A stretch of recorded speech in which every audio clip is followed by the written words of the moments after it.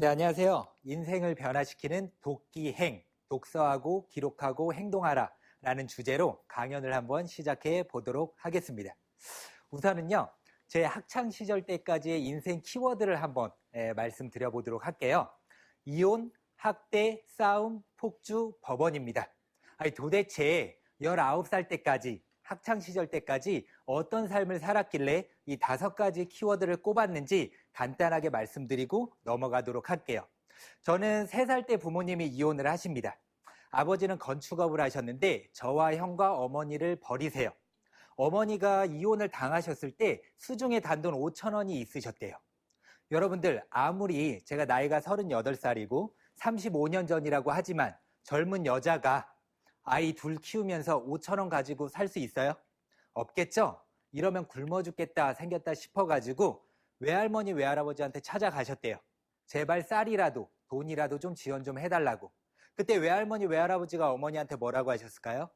넌 이미 결혼해서 나간 여자니까 네가 알아서 살아라 하면서 내치셨대요. 어머니가 상실감과 좌절감이 굉장히 크셨었겠죠. 그래서 또 시골 홍성에 있는 할머니 할아버지한테 또 찾아가셨는데 또 똑같이 문전박대를 당합니다. 근데 아이들은 키워야 됐잖아요. 그래서 미용 기술을 배울까 재봉틀 기술을 배울까 고민을 하시다가 미용 기술을 배워야 되겠다고 마음을 먹습니다. 그럼 미용 기술 배우려면 어디로 가야 되죠? 학원을 가야 되잖아요. 근데 학원에 가 있을 때 저랑 형은 집에 바뀌어가지고 뭐 하고 있어요? 어머니 기다리면서 계속 울고 있으니까 그게 눈에 밟혀가지고 일을 제대로 배울 수 있을까요? 없겠죠? 그래서 어머니가 어쩔 수 없이 저랑 형을 홍성에다가 떼어놓을 수밖에 없었습니다. 제가 3살 때예요. 근데 할머니 할아버지는 사랑과 정 듬뿍 주면서 잘 키워주셨거든요. 근데 비극은 7살 때 시작이 됩니다. 갑자기 아버지가 젊은 여자를 데리고 시골로 내려오신 거예요. 그래서 재혼을 하면서 저랑 형을 인천으로 데리고 가서 키우겠다라는 거죠. 근데 그 여자는요, 3번째 여자였거든요. 첫 번째 가정 버리고, 2번째 가정 버리고, 또 3번째 가정 만들겠다고 또 이제 시골로 내려오신 거죠. 결과론적으로는 아버지는 결혼을 5번 정도 하셨습니다. 그래서 친어머니와는 전혀 상의도 없이 저랑 형을 인천으로 보내게 되는데, 첫 번째 가정도 버리고 2번째 가정도 버린 아버지가 3번째 가정에 충실했을까요, 여러분들? 또 술 드시고 도박하고 다른 여자 만나는데 돈을 다 탕진하고 그리고 집에 안 들어와요. 한 달에 한 번, 2달에 한 번 집에 들어올 때 집이 어떻게 될까요? 초토화가 됩니다. 왜냐? 새어머니가 화가 나요, 안 나요? 그럼 화와 분노를 막 아버지가 들어오셨으니까 풀겠죠? 아버지는 가만히 있어요? 네, 손찌검을 하겠죠? 그럼 새어머니는 또 가만히 있어요? 손에 집히는 모든 것들을 다 집어 던지니까 집이 어떻게 돼요? 난장판이 됩니다. 그렇게 몇 시간 동안 다 깨 부서지고 그리고 아버지는 또 나가요. 그리고 안 들어옵니다. 새어머니가 화가 날까요? 안 날까요? 그 분노가 일어나요? 안 나요? 그럼 그런 화와 분노를 누구한테 풀어요? 이제 저랑 형을 학대하는 데 풀기 시작을 합니다. 거짓말 조금 못해서 단 하루라도 맞지 않은 적이 없었어요. 그럼 그렇게 학대를 하는데 밥은 제대로 줬을까요? 마늘장아찌랑 김치 외에는 거의 먹어본 적이 없습니다. 어렸을 때 형과 저는 굉장히 왜소했겠죠? 어렸을 때 못 먹고 자라면 얼굴에 뭐가 핀다고 하죠, 여러분들? 버짐이 핀다고 하잖아요. 형과 제 얼굴에는 버짐 범벅이었었습니다. 그렇게 3년 반 동안 지옥 같은 시간을 보내다가 초등학교 3학년쯤 됐을 때 친어머니가 제가 있는 학교로 찾아오신 거예요. 열심히 한 8, 9년 동안 미용 기술을 배우셔서 1명 정도는 키울 수 있는 여력을 만드셨던 거죠. 그런데 2명까지는 키울 수 있는 여력이 안 되니까 저를 먼저 데리고 서울로 올라오게 됩니다. 그때 형하고는 어떻게 돼요? 생이별을 하게 되는 거죠. 형하고는 다시 만날 수 있었던 건 20살 때 다시 만날 수가 있었습니다. 그리고 친어머니와 살게 되는데 어렸을 때 사랑 듬뿍 받고 정 듬뿍 받고 자라도 모자랄 판에 엄청난 학대와 배고픔을 겪었잖아요. 제 자아가 온전했을까요, 여러분들? 온전치 못했겠죠? 맞는 게 너무 싫고 누가 저한테 뭐라고 하는 게 너무 싫다 보니까 어머니, 학교 선생님, 학원 선생님이 뭐라고 하면 어떻게 해요? 화를 내면서 그때부터 가출을 하기 시작을 합니다. 그리고 중학교에 올라가요. 공부 열심히 했을까요? 왜 그렇게 확신하시죠? 공부는 열심히 했을 수도 있잖아요. 당연히 안 했죠. 제가 중학교 때 두 가지 큰 사건이 일어나는데 첫 번째는요. 어떤 덩치 큰 친구랑 싸움이 붙어요. 결과는 어떻게 됐을까요? 처참하게 맞습니다. 위에서 사정없이 저를 넘어뜨리더니 때리더라고요. 근데 제 안에 뭐가 많았어요, 여러분들? 화와 분노가 많았죠? 그동안 계속 맞으면서 살아왔는데 또래 친구들한테까지 맞으니까 잠을 못 자겠더라고요. 그때 한 가지 결심을 합니다. 앞으로는 그 누구와 싸우더라도 절대 지지 않겠다라고 마음을 먹어요. 그때부터 뭘 시작해요? 운동을 하기 시작합니다. 그때 만약 제가 공부로서 그 누구에게도 지지 않겠다라고 마음을 먹었었으면 내 인생은 또 다르게 흘러갔을 수도 있었겠지만 어쨌든 저는 중학교 2학년 1학기 중간고사 때 이후로요. 군 입대해서 처음으로 책을 읽기 전까지 단 한 권의 책, 단 1분 1초도 공부란 걸 해본 적이 없습니다. 아예 그 당시에 공부는 내 길이 아니구나 포기를 하면서 쓸데없는 시간을 보내면서 살았습니다. 여러분들 중학교 때 공부를 포기했으면 두 가지 선택을 할 수가 있겠죠. 첫 번째는 공부에는 관심이 없으니까 학교를 가지 않거나 그리고 제가 인문계 갈 수 있는 실력이었어요? 아니었죠. 그럼 전 어디 갈 수밖에 없었어요? 실업계를 갈 수밖에 없었습니다. 근데 저는 공고에 입학을 했는데요. 입학하는 첫날 제 인생에서 제 스스로에게 처음으로 질문이란 걸 던집니다. 어떤 질문이었냐? 과연 이 정글 같은 곳에서 어떻게 살아남을 수 있을까란 질문을 던져요. 여러분들 질문을 던지면 뭐가 나오죠? 답이 나오죠? 그래서 좋은 질문을 던지는 게 그만큼 중요한데 저는 나쁜 질문만 그렇게 질 안 좋은 질문만 던지다 보니까 어쨌든 그런 질문을 던지고 그런 질문에 대한 답을 찾기 위해서 계속 머리를 쓰다 보니까 어떻게 돼요? 깊게 말씀드리지는 않겠지만은 진짜 머리를 쓰게 됩니다. 그때부터 싸울 때 박치기를 하기 시작을 했거든요. 계속 박치기만 해대다 보니까 아무도 저를 건드리는 사람이 없는 거예요. 여러분들 인생을 살아감에 있어서 원칙 중요해요, 안 해요? 중요하죠. 그 원칙대로 실행하는 거 중요해요, 안 해요? 실행을 하다 보면 내가 원하는 결과를 만들 수 있어요, 없어요? 있겠죠.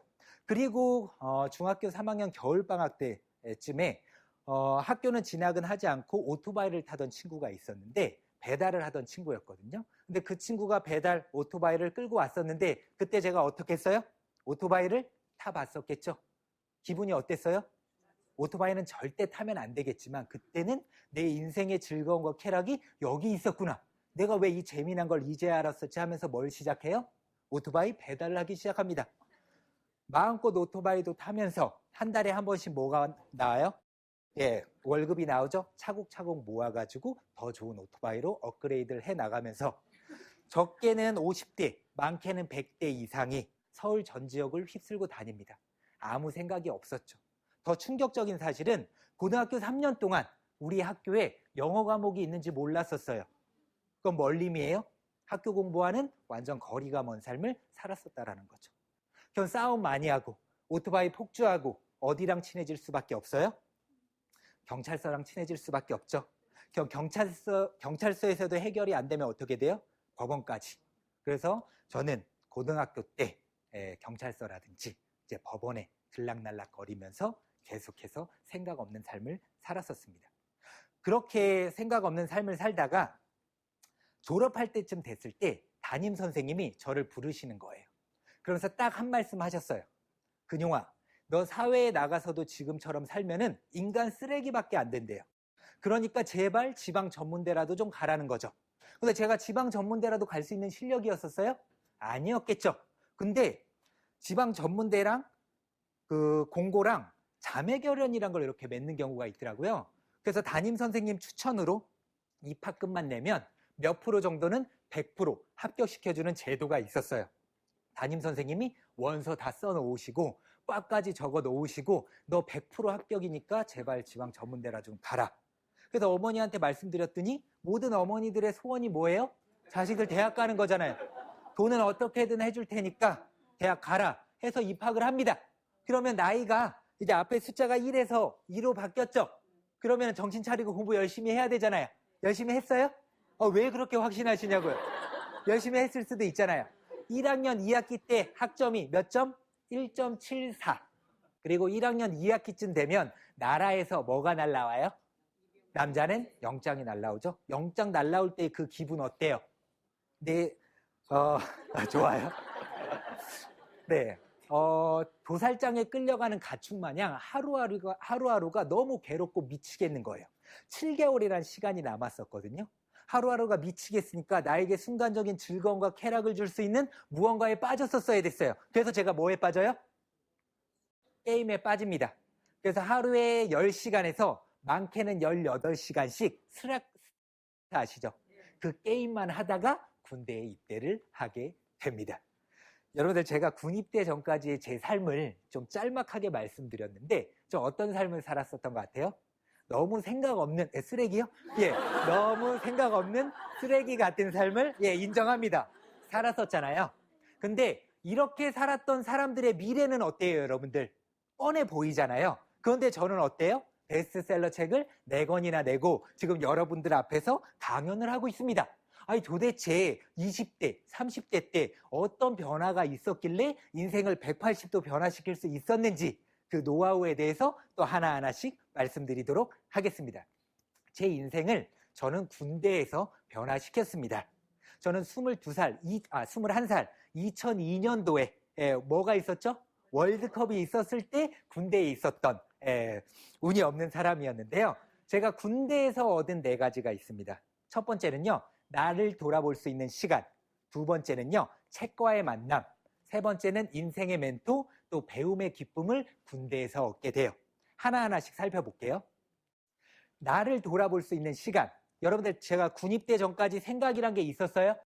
없었죠? 아무 생각 없이 살다 보니까 그냥 사는 대로 생각할 수밖에 없어요. 그런데 군대에 딱 입대를 하니까 매일 1시간 반에서 2시간 동안 생각할 수 있는 시간을 저에게 주더라고요. 무슨 시간이었어요? 명상이요? 군대에서 명상 이렇게 가르치나요? 할 수 있는 시간 주나요? 경계근무 시간이요. 그 누구도 피해갈 수 없이 군대에 입대를 하면 아침이고 오후고 새벽이고 꼭 하루에 한 번은 경계근무를 서야 됩니다. 그래서 여러분들 총 옆에 끼고 먼 산 바라보면서 1시간 반 동안 멍하니 있어 보세요. 무슨 생각이 들어요? 처음에는 내 인생을 비관을 하게 돼요. 내가 왜 대한민국 남자로 태어나서 대한민국 군대에 끌려와가지고 내가 이 짓을 하고 있지? 불평, 불만만 쌓이다가 어느 순간 생각이 끊깁니다. 무념무상인 상태가 쭉 지속이 되는데 너무 지겹잖아요. 그런 시간이 좀 오래되다 보니까 문득 이런 질문을 20대 때 또 던지게 됩니다.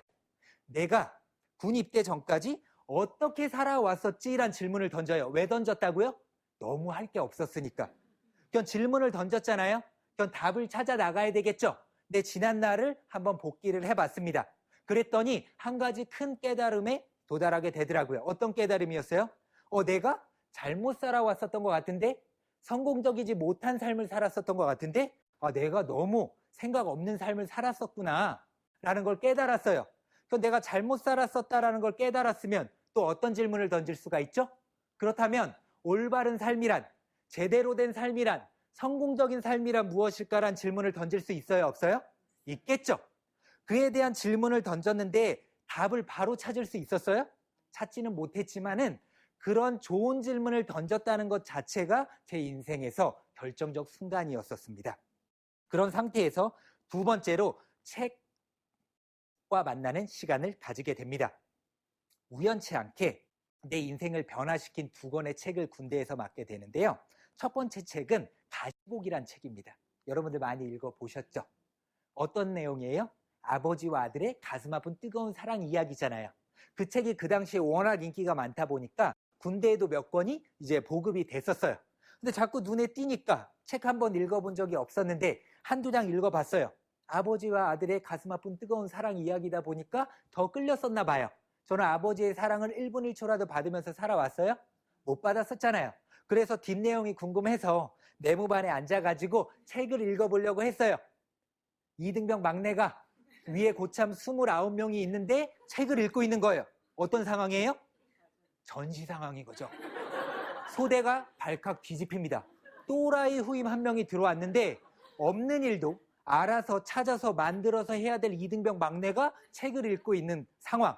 그 당시에는 저희 부대에선 용납이 안 되던 상황이었어요. 그래서 어떻게 됐어요? 맞지는 않았어요.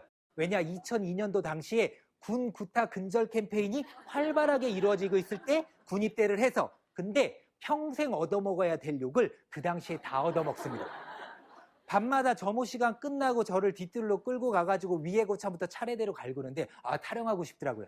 하지만 그때 고참들의 갈굼에 못 이겨서 제가 책 읽기를 포기했다면 이 자리에 있을 수 없어요? 또 다른 질문을 던집니다. 어떻게 하면 고참들과 간부들 몰래 책을 읽을 수 있을까? 그때부터 어떻게 해요? 뱃속에다가 책을 숨겨가지고 다닙니다. 그리고 작업을 나가요. 50분 동안 열심히 작업을 하면 10분간 휴식이 주어집니다. 대부분 이 10분간 휴식 때 뭐예요? 다 담배 피거나 옆에 있는 사람들하고 이야기하면서 시간을 허비합니다. 하지만 저는 손을 번쩍 들고 화장실 가고 싶지도 않은데 배가 너무 아픕니다 하면서 화장실로 뛰어가요. 문 걸어 잠고 앉아가지고 그 5분 동안 1페이지, 2페이지를 읽었습니다. 또 야간 경계근무 끝나면은 다 자고 있고 불침번 한 명만 경계근무를 서고 있어요. 그 고참한테 화장실 좀 다녀오겠습니다. 배가 너무 아픕니다. 너 이 자식아 왜 이렇게 배가 그렇게 자주 아파? 그런 욕을 얻어가면서까지 책 읽기를 포기하지 않았어요. 가시곡이란 책을 인생에서 책이란 걸 처음부터 끝까지 읽었는데 책장을 덮는 순간 어때요? 온몸에 소름이 돋더라고요. 왜요? 책이란 게 이렇게 재미난 거였어? 책이란 게 이렇게 다양한 생각을 하게 만들어주는 거였어? 책이란 게 이렇게 다양한 간접 경험을 하게 만들어주는 거였어?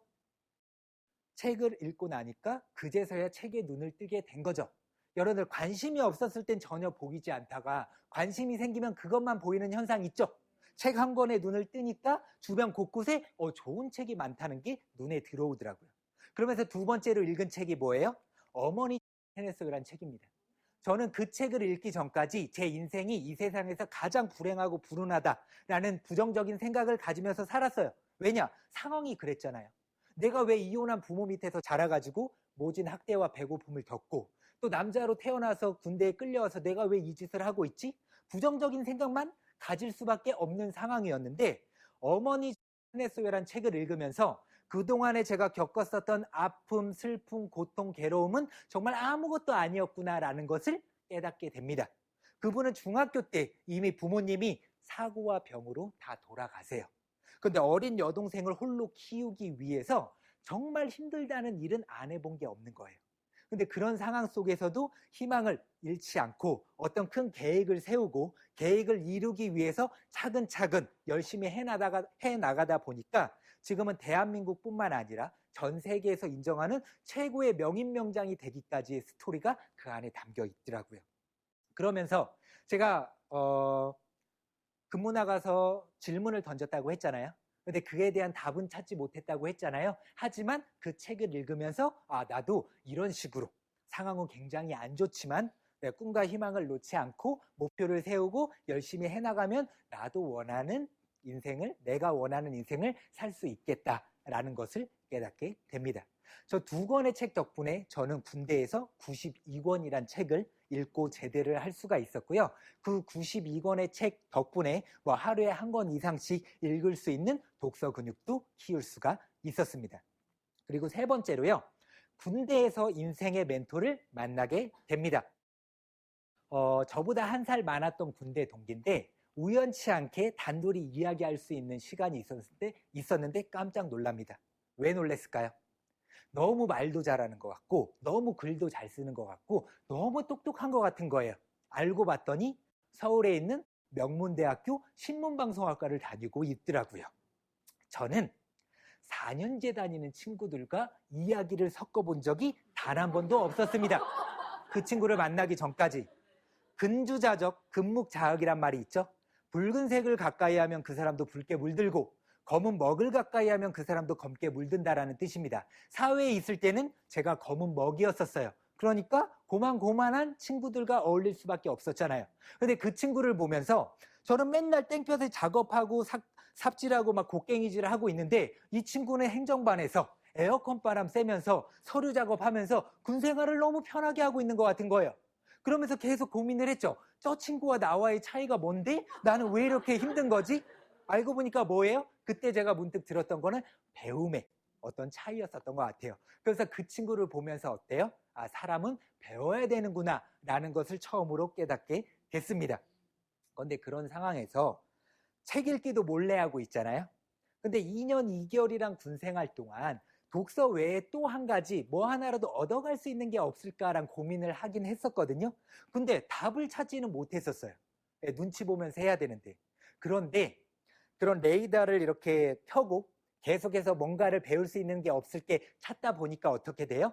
찾아지게 되더라고요. 군대에서 한자 공부를 하기 시작을 합니다. 그런 생각을 가지고 주변 곳곳을 살펴보고 있는데 어느 날 문득 행정반 문을 열었는데요. 총기다이 위에 교육부 선정 1800원짜리라고 딱 붙어져 있는 거예요. 근데 그거는 20 몇 년 전부터 붙어져 있었던 거거든요.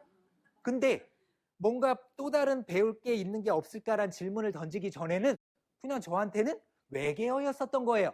하지만 뭔가 또 다른 배워나갈 수 있는 게 없을까라는 생각을 가지고 주변을 찾아보니까 갑자기 한자가 눈에 들어오는 거죠. 그래서 또 다른 질문을 던져요. 어떻게 하면 몰래 한자 공부할 수 있을까? 그래서 손바닥에다 근무 나가기 전에 딱 2자씩만 적어서 올라갑니다. 그리고 1시간 반 동안 총 옆에 끼고 2자만 외워요.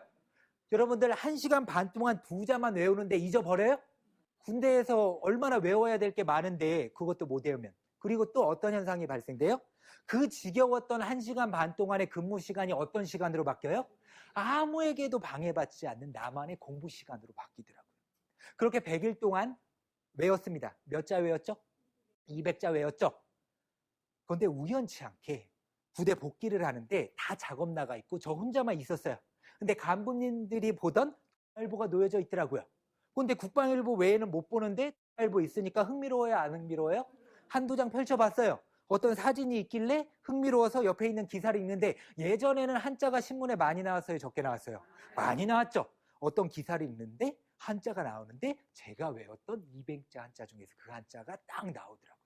한자가 한글처럼 읽혀요. 온몸에 소름이 돋더라고요. 이야, 이게 배움의 기쁨이구나 라는 것을 처음으로 깨닫게 된 거예요. 그냥 한자에 또 눈을 뜨게 된 거죠. 재미를 붙였죠. 주변 곳곳을 살펴보니까 고사성어에 관련된 또 책이 있고 또 한자 능력 검정 시험 5급 문제집이란 게 또 있더라고요. 그 2권도 몰래 숨겨가지고 하루에 6자씩 외워나갔습니다. 고사성어까지 추가해서. 그러니까 여러분들 고사성어를 외웠으면은 어떻게 해야 돼요? 써먹어야 되죠. 어떻게 써먹었어요? 저는 후임들을 갈굴 때 욕을 하지 않았습니다. 고사성어로 우아하게 갈궜어요. 무슨 뜻인지도 모르면서 자신들의 잘못을 깨우치곤 했었었죠. 여러분들 어때요? 네. 억지가 아닙니다, 여러분들. 네. 여러분들 어떤 누군가는 군대란 시간이 내 인생을 좀먹는 시간, 썩히는 시간, 낭비하는 시간이라고 생각을 하면서 무의미하게 보내는 사람이 있는 반면에 어떤 누군가는 생산적인 질문을 던지고 그에 대한 답을 찾아 나가면서 열심히 하나하나 해 나가다 보니까 인생이 바뀌어요, 안 바뀌어요? 물론 단번에 바뀌진 않지만은 계속 그런 노력들이 계속 쌓여 나가면서 더 잘해 나갈 수 있는 힘을 얻게 됐었던 거죠. 그리고 군 제대 후에 전문대에 복학을 합니다. 1학년 때 몇 점이었어요? 1.74. 2학년 때는요? 4.5 만점을 받게 됩니다. 박수 한번 쳐주셔야 되는 거 아니에요?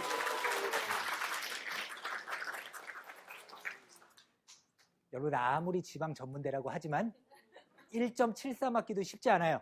하지만 4.5 맞기도 쉽지는 않습니다. 어떻게 가능했냐? 제가 군대에서 몇 권의 책을 읽었다고요? 92권. 사회에 나와서는 한 달에 2권에서 많게는 3권 정도 읽었습니다. 근데 제가 독서 근육이 있었어요? 아직은 없다 보니까 쉬운 책 위주로 읽습니다. 쉬운 책이라 함은 자기계발서라든지 성공한 CEO 이야기라든지 위인전 평전은 우리가 좀 손쉽게 읽을 수 있잖아요.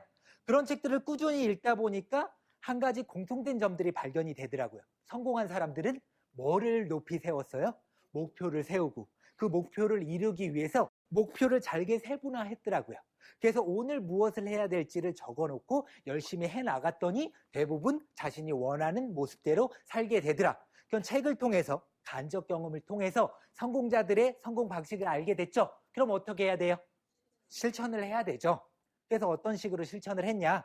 제가 2005년도에 학교 공부 이번 목표는 올 A뿔이다 해가지고 적어놓은 다음에 올 A뿔을 받기 위해서는 오늘 하루 무엇을 해야 되는지를 쭉 적어놨어요. 그런데 단 하루도 빼놓지 않고 그대로 했어요?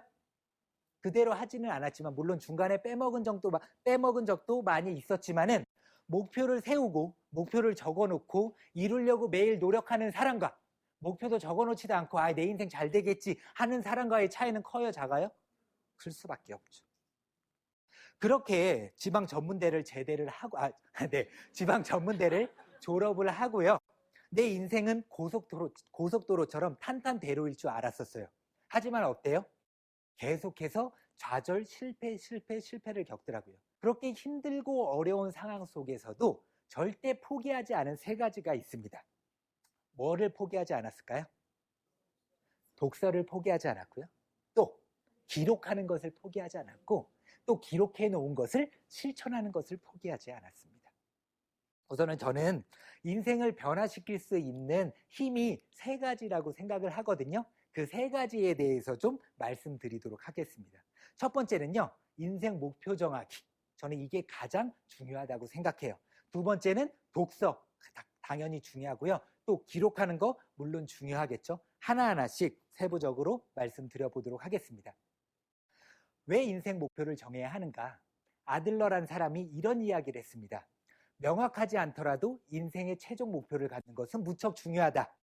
몇몇 사람들이 지닌 문제는 그 목표가 현실적이든 비현실적이든 어떠한 목표도 갖지 못한다는 점이다.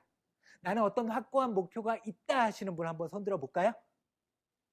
네, 꽤 많이 드시네요. 예, 답은 받지 않겠습니다. 예, 나중에 끝나고 또 저한테 살짝 말씀드리면 되고요. 대부분 목표가 없이 사는 분들이 많아요. 그리고 두 번째로요. 목표가 없는 사람은 목표가 있는 사람을 위해 평생 일해야만 하는 종신형에 처해진대요. 제가 20대 중반 때 이 문장을 접했거든요. 그런데 나는 남에게 종속되는 삶을 살고 싶지 않은 거예요. 그래서 또 어떤 질문을 던졌어요? 내 스스로 설 수 있는 힘을 기르기 위해서는 내가 지금부터 무엇을 해야 될지에 대한 부분들을 계속 고민하면서 계획하고 하나하나씩 실천했더니 지금 제가 원하는 모습으로 살 수 있게 됐거든요. 물론 시간은 몇 년이 걸렸어요? 17년이란 시간이 걸리기는 했습니다. 여러분들 단번에 이루어지는 거 있어요? 어떤 내가 원하는 무언가를 이루고자 할 때 반드시 필요한 게 몇 가지 있습니다. 뭐가 필요하죠? 시간, 또 인내, 노력, 끈기가 필요합니다. 제가 가장 좋아하는 말 중에 이런 말이 있는데요. 기기일약 불능십보, 노마십가 공재불사란 말이 있습니다. 풀이를 하자면 풀이해드릴게요. 천리마라 할지라도요. 한 걸음에 심리천리에 도달할 수가 없고요.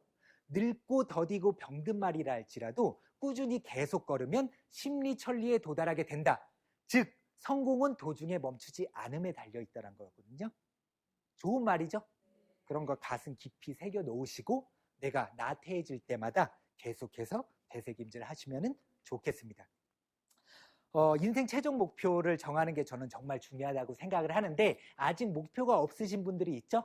어떤 식으로 목표를 정해야 되는지 제가 말씀드려보도록 할게요. 제 인생의 최종 목표는요. 나의 강점을 바탕으로 나의 일을 잘 해냄으로써 타인과 사회를 아름답게 만든다가 제 인생의 최종 목표입니다. 근데 많은 분들이 흔히 하는 실수가 뭐냐? 꼭 무엇이 되겠다라고 인생 목표를 정해버려요. 뭐 학생들한테 물어보면 선생님이 되고 싶어요. 공무원이 되고 싶어요. 조금 더 진화한 친구들은 뭐래요? 건물주가 되고 싶대요. 무엇이 되겠다죠? 열심히 해서 이루면 좋겠지만 이루지 못하는 경우도 생각해야 되잖아요. 그래서 무엇이 되겠다가 아니라 어떻게 살겠다라는 가치에 중점을 두고 여러분들 인생 최종 목표를 정하셨으면 좋겠어요. 무슨 말인지 아시겠어요? 그러면 내가 선생님이 안 돼도 뭐 공무원이 안 돼도 건물주가 안 되더라도 내가 지금 현재 내가 가진 능력으로 누군가에게 도움이 될 수 있는 삶은 또 없을까라는 질문을 던지면서 그 어떤 어둠의 터널을 조금은 빨리 빠져나올 수 있는 힘을 가지실 수가 있을 거예요. 그렇게 인생 최종 목표를 한 줄로 정의해 놓으신 다음에 그 아래 이런 인생을 살기 위해서는 내가 어떤 또 다른 목표를 가지고 살 건지에 대한 부분들을 쭉 적어 놓는 거죠. 저는 기록법과 독서법으로서 온리원이 되겠다라고 정했습니다. 왜 넘버원이 아니고 온리원이에요? 넘버원은 언제든지 바뀔 수 있죠. 하지만 온리원은 대체 불가능한 존재죠. 저는 이 사회에서 대체 불가능한 존재가 되고 싶었습니다. 그렇게 내가 되고 싶은 것들을 하나하나 적고 그런 모습을 이루기 위해서 오늘 어떤 실행을 할지에 대한 부분들을 적어놓고 매일 보는 게 중요합니다. 왜 적어놓고 매일 보는 게 중요해요? 목표에서 눈이 떨어지면 어떻게 돼요, 여러분들? 목표는 사라지게 됩니다. 아시겠어요? 그렇기 때문에 매일 제가 2016년도 다이어리에 맨 앞장에 있잖아요. 맨 앞장에다가 뭐라고 붙여놨는지 아세요? 천사분려일행이라고 적어놨습니다. 1000번 생각하는 것보다 한 번 행동하는 것이 더 중요하다는 뜻이에요. 그걸 계속해서 보지 않으면 어떻게 돼요? 계속해서 나태해져 있는 거예요. 저는 그 누구보다 나태한 사람이란 것을 스스로 인정하고 있거든요. 그래서 그 나태함을 극복하기 위해서는 제 스스로 그런 식으로 노력을 해 나갔어야만 했습니다. 그리고 아이가 이제 제가 굉장히 젊어 보이잖아요. 그리고 결혼도 안 한 것 같이 이렇게 생겼지만은 지금 3살, 2살 연년생 아들 둘을 키우고 있어요. 근데 저는 결혼하기 전부터 와이프한테 자기야, 나는 나중에 자식들이 태어나면은 대한민국뿐만 아니라 전 세계에서 자식들에게 가장 많은 책을 읽어주는 아빠가 될 거야 라고 다짐을 했습니다. 왜? 어떤 목표가 있으면 옆에 있는 사람들한테 떠들어대야죠. 그래야 왜 안 하고 있으면 너 왜 안 하고 있냐고 뭐라고 하잖아요. 그래서 아이가 태어났어요. 분유를 먹이면서도 한 권의 책을 100번씩 읽어주고 있습니다. 이야, 그게 가능해? 애기들 책 글씨 얼마 안 되잖아요. 그런데 앞장을 펼치고요. 포스트잇을 맨 앞장에다 붙여놓고 읽어줄 때마다 한 번씩 다 체크를 했어요. 그래서 100번 읽어줄 때까지. 그럼 여러분들 책값이 아까워요? 안 아깝죠? 그리고 와이프랑 제가 아이들한테 읽어준 책들을 다 정리를 하고 있습니다. 그리고 어느 정도 의식이 깨어 있을 때쯤 아빠와 엄마가 너를 위해서 네가 아기 때부터 이렇게 많은 책을 읽어줘 왔다. 너는 독서의 자부심을 가지고 책을 통해서 네 살 길을 알아서 찾아라. 멋지지 않아요? 그런 식으로. 근데 이런 것도 기록해놓고 자꾸 보지 않으면 어떻게 돼요? 또 주변에 알리지 않으면 어떻게 돼요? 소파에 앉으면 힘들 때는 읽어주고 싶지도 않아요. 근데 와이프가 옆에 딱 지나가면서 자기야, 전 세계에서 가장 많은 책을 읽어주는 아빠가 될 거야 라면서 지금 뭐 하고 있어? 근데 어느 날 정말 신기한 경험을 하게 되는데요. 아이들은 영상에 많이 현혹이 되잖아요. TV가 있고 TV 옆에 서재가 있습니다. 근데 제가 소파에만 딱 앉아있으면 어떻게 돼요? 서재로 막 뛰어가요. 그리고 책 2-3권을 제 앞에 딱 던져요. 막 그래요. 뭐래요? 빨리 읽어달라고. 계속 읽어줘야 돼요. 언제까지 읽어줘야 돼요? 고객이 만족할 때까지. 장모님이 잠깐 김치만 주려고 딱 오셨어요. 갑자기 또 책 몇 권 들더니 장모님 앞에 던져요. 읽어달라. 5분 있다 가시려고 했는데 1시간 반을 붙잡혀 있었습니다. 왜? 계속해서 읽어줘야 되니까. 인생 최종 목표 정하시고요. 핵심은 한 줄로 가치에 중점을 두고 정하시고 또 그런 인생을 살기 위해서는 어떤 목표를 가지고 살 건지 정해놓으신 다음에 실행 계획들을 꼭 적으시면서 매일 보셨으면 좋겠습니다. 그리고 수불석권이란 말이 있죠. 무슨 뜻이에요? 손에서 책을 놓지 않는다라는 뜻입니다. 어떻게 책을 읽을 것인가 하나하나씩 말씀드리도록 할게요. 우선 매일 읽을 페이지 수를 정하셔서 좀 읽으셨으면 좋겠어요. 많은 분들이 뭘로 정해요?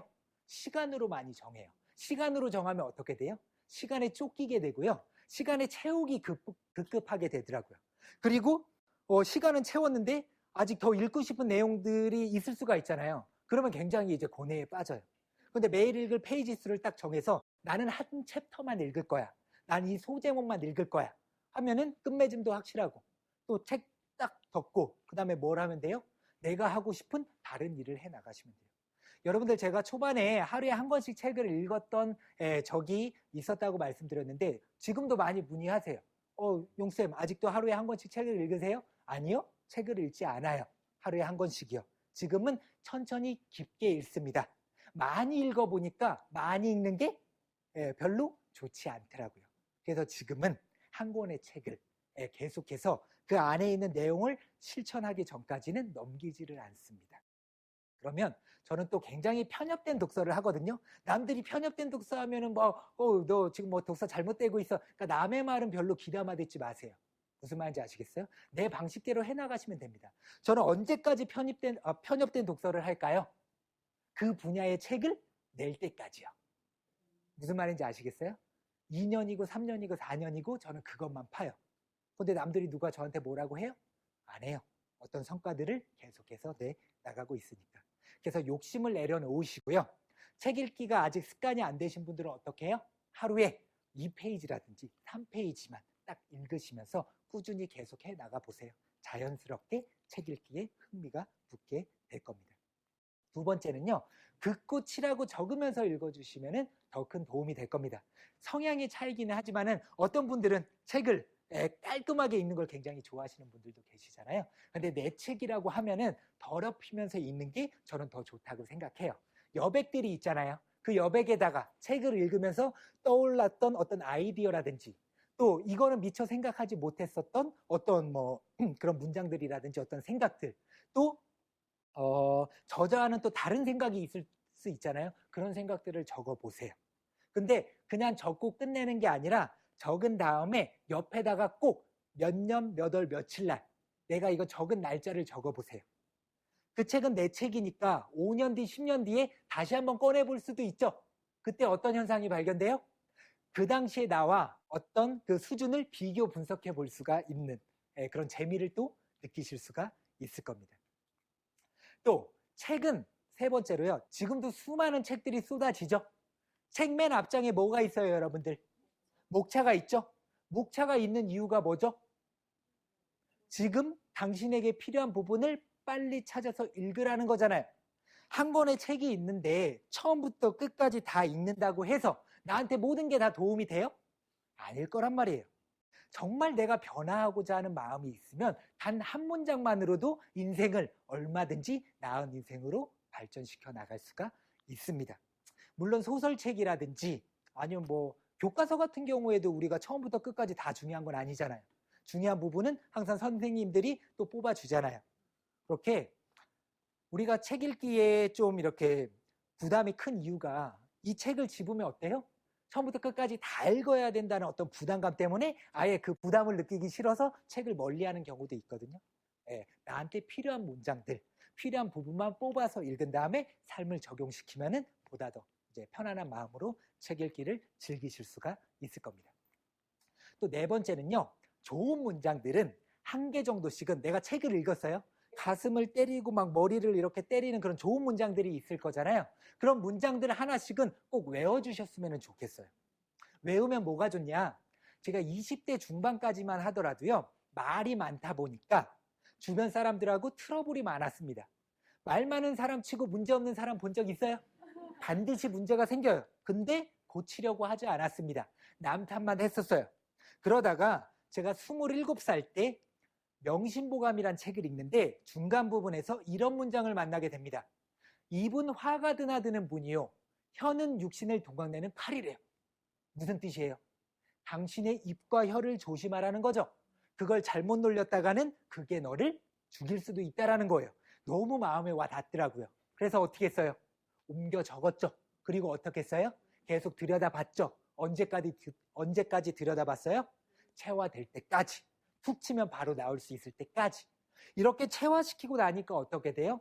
어떤 누군가와 대화를 할 때 말이 조금이라도 많아지다 싶으면은 내가 그 당시에 외웠던 그 문장이 나도 모르게 튀어나오면서 입은 화가 드나드는 분이고 혀는 육신을 동강내는 칼이라고 했는데 내가 지금 말을 너무 많이 하고 있는데 말을 많이 하기보단 들어주려고 노력을 하자라는 생각이 들면서 많은 사람들의 말을 들어주려고 노력을 하니까 화가 생겨요?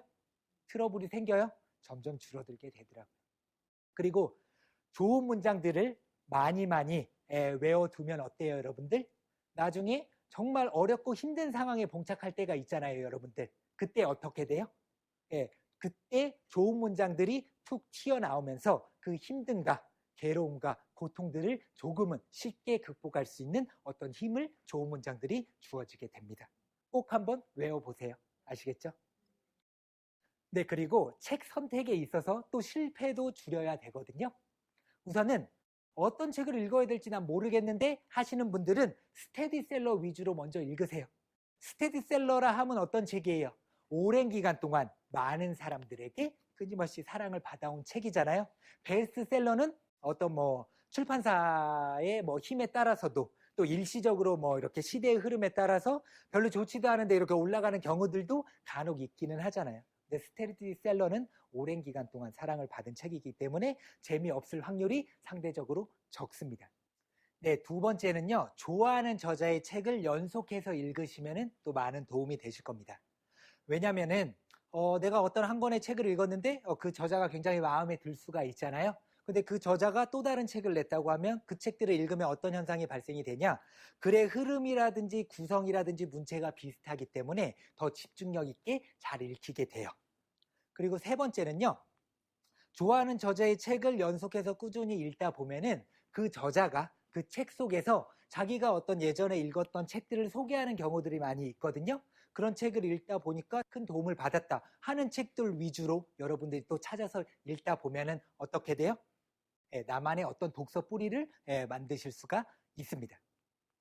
그리고 제가 서점이라든지 도서관 갈 때 자주 사용하는 방법이거든요. 책은 읽고 싶은데 어떤 책을 읽어야 될지는 정하지 않고 왔어요. 그럴 때는 저는 어떻게 하냐? 내가 관심 있어 하는 분야는 있죠, 여러분들. 그 분야의 코너로 가가지고요. 제목만 살펴봅니다. 쭉 살펴보면서 끌리는 제목이 있으면 어떻게 돼요? 한 권이고 5권이고 10권이고 다 끄집어내요. 그리고 책상에 딱 올려놓은 다음에 딱 반장만 읽습니다. 어떤 책은요. 한두 줄만 읽더라도 어때요? 진짜 읽기 싫은 책이 있어요. 맞잖아요. 그런 책들은 어때요? 그냥 치워버려요. 근데 어떤 책은 한두 줄, 반장만 읽어도 뒷내용이 궁금한 책들이 있어요. 그런 책들 위주로 읽어나가면 어떻게 돼요? 나만의 어떤 독서 뿌리를 만드실 수가 있을 겁니다. 그리고 적자생존, 세 번째거든요. 적자생존 무슨 뜻이죠? 적는 자만이 살아남는다. 우리는 끊임없이 적어야 돼요. 저는 노트가 한 150권 정도 되거든요. 독서 노트가. 근데 그 안에 수많은 것들을 기록을 하는데요. 오늘은 딱 3가지에 대해서만 말씀드리도록 하겠습니다. 저는 필사를 또 자주 합니다. 네. 책을 통째로 필사를 할 때도 있어요.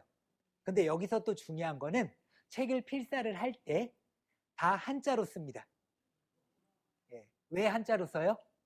한자 공부 했으니까. 군대에서 제가 한자 공부를 시작을 했죠. 사회에 나와서 4급 시험을 봅니다. 합격이에요, 불합격이에요? 합격. 불합격했어요. 왜냐? 천자문만 외웠죠? 고사성어랑 천자문만 외우다 보니까 반의어는 뭐고, 장음 단음은 뭐고, 유의어는 뭐고 그런 건 하나도 못 맞추겠더라고요. 그래서 이게 쉬운 게 아니구나 해서 2개월 동안 열심히 3급 시험을 공부합니다. 100문제 중에서 97문제를 맞춰요. 야, 자신감이 상승해요, 안 해요? 그리고 바로 2급 시험을 2개월 동안 공부를 합니다. 150문제 중에서 143문제를 맞춰요. 또 어깨에 이렇게 뽕이 들어가겠죠. 그리고 1급 시험도 바로 보려고 했는데 어떻게 돼요? 너무 4개월 동안 한자 공부만 하다 보니까 좀 지겨운 거예요. 한 6개월이나 1년 뒤에 다시 해야지 하고 공부를 안 했습니다. 1년 뒤에 다시 한자책을 펼쳤어요. 어떤 현상이 발생돼요? 다 까먹은 거예요. 대부분 이런 상황일 때 어떤 선택을 해요? 포기를 하죠. 왜? 한자가 밥 먹여줘요? 아니잖아요. 근데 저는 너무 억울하고 분했습니다. 내가 그동안에 한자에 들인 시간과 노력이 얼만데 이거 얼마 공부 안 했다고 이렇게 다 까먹지? 그때 한 가지 결심을 합니다. 어떤 결심이었어요? 앞으로는 공책에 적는 모든 내용들은 내가 다 한자로 적겠어라고요. 근데 처음부터 가능해요? 불가능하지만 예전에는 스마트폰도 없었지만은 전자사전이 있었죠? 전자사전 옆에 끼고 일기를 적거나 필사를 하거나 내 생각을 글로 옮겨 적을 때 계속해서 사전 찾아보면서 한자로 적다 보니까 1개월, 3개월, 6개월, 1년 이상이 지나니까 어떻게 돼요? 사전 찾는 횟수가 점점 줄어들더니 지금은 제가 원하는 것들을 한자로 다 쓸 수 있게 되더라고요. 더 좋은 방법은 얼마든지 있습니다. 그걸 찾아가지고 삶에 적용을 시키는 게 가장 중요해요. 아시겠죠? 근데 책을 통째로 필사하기에는 좀 쉽지 않잖아요. 그러니까 여러분들은 짧은 문장이지만 우리에게 깊은 울림을 주는 그런 책들 있잖아요. 그런 책들 한 권 구입하셔가지고 한두 줄 아니면은 반장 정도만 읽으시는 거예요. 그래서 그 중에서 가장 나한테 마음에 와 닿았던 것들 뽑아가지고 한번 필사를 해보고 그 뜻을 음미해보고 하루를 마무리한다면 보다 보람차지 않을까요? 그렇습니다. 그리고 감사일기도 꾸준히 적는데 감사일기 적으시는 분 그래도 꽤 많이 있네요. 다른 분들은 세상에 감사한 일이 그렇게 없어요? 질문 한 가지 드려볼게요. 세상에서 가장 강한 사람은 누굴까요? 네, 자기 자신을 이기는 사람이래요. 어머니일 수도 있어요. 그래서 세상에서 가장 부유한 사람은요? 지금 현재에 만족할 줄 아는 사람이라고 합니다. 그럼 세상에서 가장 지혜로운 사람은요? 매일 끊임없이 배우는 사람이래요. 마지막으로 세상에서 가장 행복한 사람은요? 감사할 줄 아는 사람이라고 합니다. 감사일기를 쓰면 감사해져요, 안 해져요? 해지겠죠? 그래서 오늘부터 감사일기를 한두 개라든지 5개 정도씩 쓰시면서 또 가족이 있으면 가족끼리 쓰시면서 하루를 마무리한다면 보다 보람차게 하루를 마무리할 수가 있겠죠. 마지막으로요. 책을 읽고 남는 게 없어요 하시는 분들이 너무 많아요. 책을 읽고 왜 남는 게 없어요? 기록을 하지 않기 때문에 남는 게 없죠. 그런데 내가 한 권의 책을 읽었는데 수많은 어떤 시간과 노력을 들여서 책을 읽었잖아요. 근데 하루, 이틀, 일주일, 열흘이 지나니까 뭘 읽었는지 기억이 안 나. 그럼 어때요, 여러분들? 책 읽고 싶은 마음이 나요? 그러면 그 시간이 의미 없는 시간이 돼버린 거잖아요. 그렇기 때문에 여러분들은요, 우선 욕심을 내려놓으시고 책을 읽고 꼭 좋았던 문장들 5가지만 뽑으세요. 5가지 중에서 어떻게 해요? 가장 좋았던 거 한 가지만 꼽아가지고요. 그 한 가지를 실천해야 돼요. 언제까지 실천해요? 네, 체화될 때까지 실천하시면 됩니다. 마지막으로요. 책을 읽기 전과 후가 같다면 그건 어때요? 책을 읽지 않은 거예요. 그럼 강연을 듣기 전과 들은 후가 같다면 그건 뭐예요? 강연을 듣지 않은 겁니다.